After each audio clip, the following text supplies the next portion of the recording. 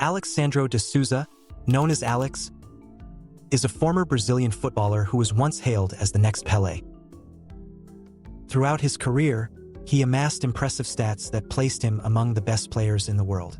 With 421 goals, he surpassed Ronaldo, and with 363 assists, he outshone legends like Johan Cruyff, all while playing as a midfielder.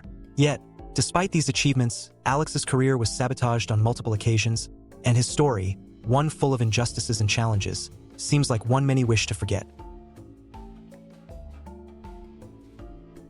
Alex began his career at Palmeiras, where he quickly stood out as one of the brightest prospects in Brazilian football.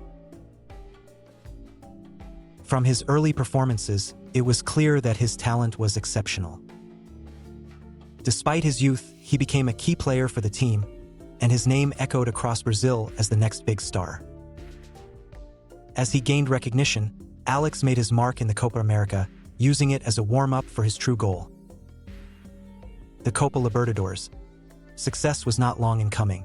Alex scored in every stage of the continental tournament, earning the top scorer award and being named the best player of the competition. By the age of 21, he had already conquered South America, and that same year, he was also called up to the Brazilian national team. However, although many saw him as the natural heir to the iconic number 10 shirt worn by Pelé, Alex was not selected for the World Cup squad. A decision that shocked both his fans and sports analysts alike. In 1999, Brazil was brimming with talent, but two names stood out above the rest: Ronaldinho and Alex. Both were young talents with exceptional skills. But in a direct showdown, Alex triumphed with a resounding 6-0 victory over Ronaldinho's team. In that match, Alex scored twice and provided an assist, leaving a lasting impression on Ronaldinho, who would later say, "Never speak ill of Alex in front of me. He was a genius with the ball." That same year, Alex led Palmeiras to glory in the Copa Libertadores, and his influence was crucial for Brazil's squad in the Copa America. With 4 goals and 2 assists in 5 matches, he was the tournament's top scorer and undisputed star. Although Brazil lost in the final, Alex's name was already etched into the history of South American football. Despite all these accomplishments, international success was not always easy for Alex. In the Intercontinental Cup, Palmeiras faced Manchester United, a team fresh off their European treble win. Although the Brazilian club dominated much of the game, a series of errors and questionable refereeing decisions prevented Alex and his team from securing victory. Notably, there was a clear foul by Sylvain Wilt-Ord on Alex during a one-on-one with the goalkeeper, but the referee chose not to penalize the incident. Even more frustrating was a goal Alex scored, which was unjustly disallowed. Had it stood, Alex would have surpassed great figures like Risto Stoichkov in the list of top international scorers of the time.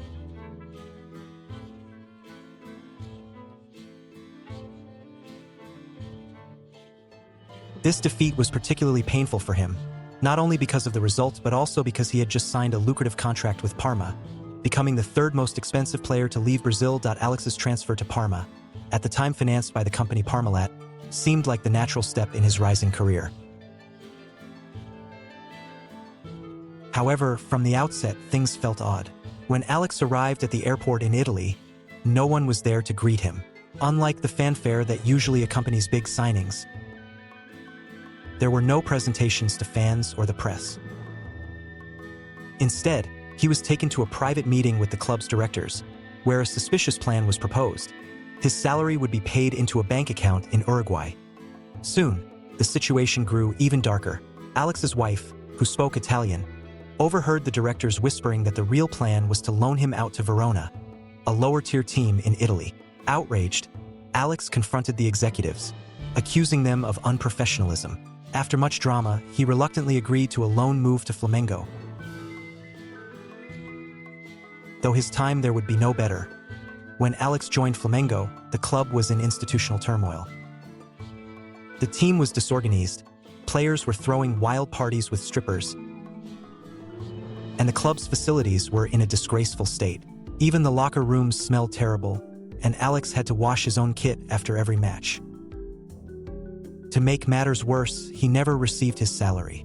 Tired of the situation, Alex agreed to forgive the club's debts in exchange for his release, and he returned to Palmeiras, but the challenges did not end there. In 2000, Alex was selected to represent Brazil at the Olympics, an opportunity that could have cemented him as one of the world's top players.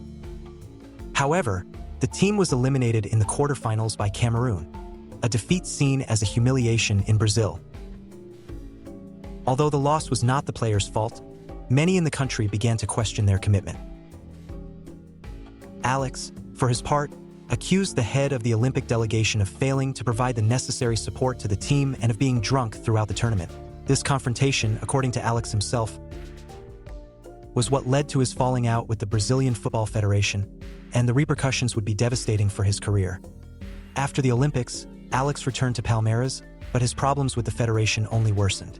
In 2001, he joined Brazil to compete in the Copa America, but many players, including Alex, refused to participate due to the civil war occurring in Colombia, the host country. Brazil was eliminated by Honduras, and the humiliation was such that Alex began to be sidelined. That same year, Alex attempted to sign with Cruzeiro, but the Brazilian Federation banned him from playing, claiming that his transfer from Parma had not been valid. Determined to fight for his freedom, Alex took the case to court. He even managed to expose a money laundering scandal at Parmalat, the company funding Parma. However, despite these legal victories, Alex was excluded from football for months until he finally secured a deal that allowed him to return to play. Despite all these obstacles, Alex did not give up. He eventually found refuge in Turkish football, where he became a legend with Fenerbahçe. There, his talent shone once again, and Turkish fans revered him as one of the best players ever to wear the club's shirt.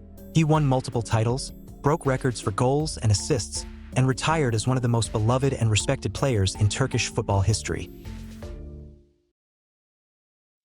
The career of Alexandre De Souza is one of the most fascinating yet tragic in football history. Despite his immense talent and achievements on the pitch, he fell victim to corruption, politics, and poor decisions.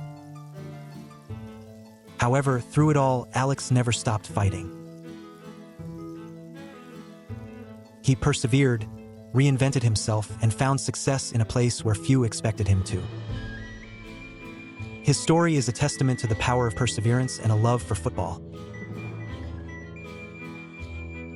Alex is one of the most iconic figures in Brazilian football, not only for his talent and achievements on the field, but also for his personal battle with depression, a struggle that marked a significant part of his life and career. Throughout his journey, Alex faced several dark episodes that challenged his emotional stability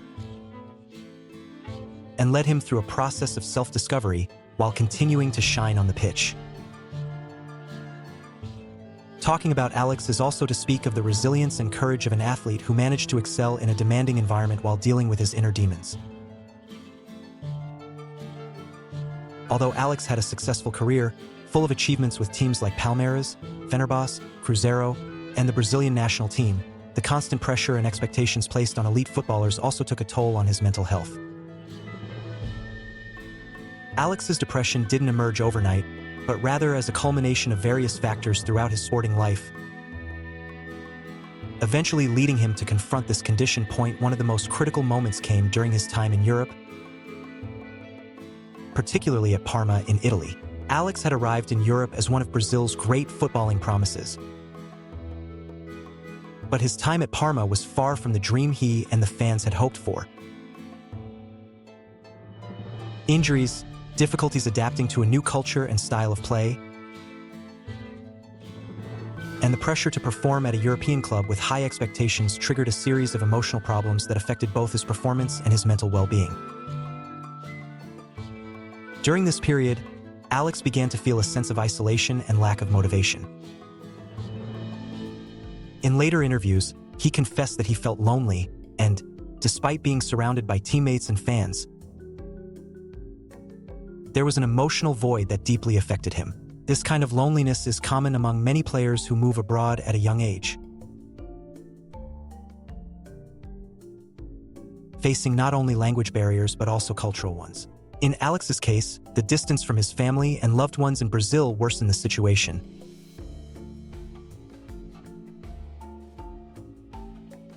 leading him to experience episodes of deep sadness and anxiety.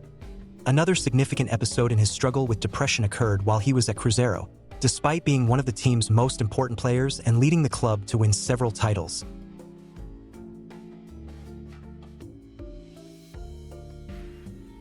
including the Copa do Brasil and the Brazilian Championship. Alex felt that professional success didn't compensate for his inner turmoil. This period was especially difficult because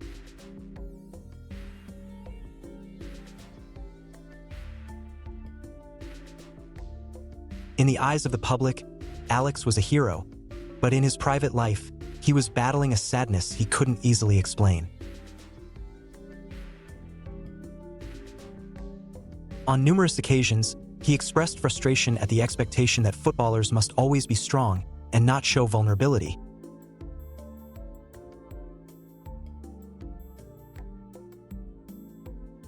which made his search for help even more challenging. One of Alex De Souza's greatest legacies is not just his footballing skill,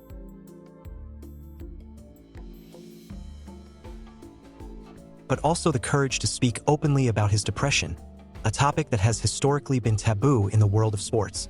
In an industry where mental and physical strength are considered essential,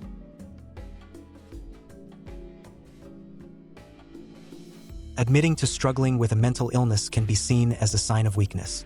However, Alex broke that barrier and opened an important conversation about mental health in sport, encouraging other players to talk about their own battles. His honesty about depression has had a profound impact, especially in Brazil, where football is almost a religion and players are viewed as untouchable idols. By sharing his experience, Alex helped others, both players and fans, to understand that depression doesn't discriminate and that even people who seem to have it all can struggle with their mental health. His testimony has been crucial in reducing the stigma surrounding depression in sport and has promoted the importance of seeking professional help when needed. In recent years, more players have followed Alex's example, speaking out about their own struggles with depression and anxiety. This has helped create a more open environment in football, where mental health is seen as an essential part of a player's overall well-being. Alex's experience has also prompted some clubs and sporting organizations to implement psychological support programs for their players, recognizing the importance of caring for the mind as well as the body. Despite his personal struggles, Alex never let depression define him. His ability to carry on, even in the darkest moments, is a testament to his resilience and inner strength. After retiring from professional football in 2014, Alex continued to be an influential figure in the sport, not only for his legacy as a player but also for his activism on mental health issues. Since leaving the pitch, Alex has worked as a sports commentator and coach, using his platform to continue promoting the importance of mental well-being in sport. He has been an active advocate for supporting young players who face the pressures of professional football, always reminding everyone that behind every footballer is a human being with emotions and vulnerabilities. Alex has been an example to other athletes going through similar situations. By sharing his story, he showed that it's possible to face depression and come out the other side, even in a competitive environment like elite football. His ability to open this conversation has been pivotal in raising awareness about the importance of mental health in sport. Alex De Souza's battle with depression is an essential part of his story, just as much as his achievements on the field. His bravery in speaking about his emotional struggles has not only helped break the stigma around mental health in football, but has also inspired others to seek help and not hide their battles. In a world where the expectations placed on athletes can be overwhelming, Alex is a reminder that true strength lies not only in physical ability but also in the capacity to face and overcome inner challenges. His legacy goes beyond titles and goals. He is a figure who has changed the way we talk about mental health in sport, and his influence will continue to resonate with future generations of footballers and athletes alike. We must always remember the name Alex, not just as one of the greatest Brazilian footballers of his generation, but also as a symbol of resilience in a sport that can often be cruel and unjust. That's all for today. Thank you for watching our video. Don't forget to give it a like, share it, and subscribe to our channel. Stay tuned for our next exciting material on the world of sports. If you have any questions or suggestions, leave them in the comments. See you next time.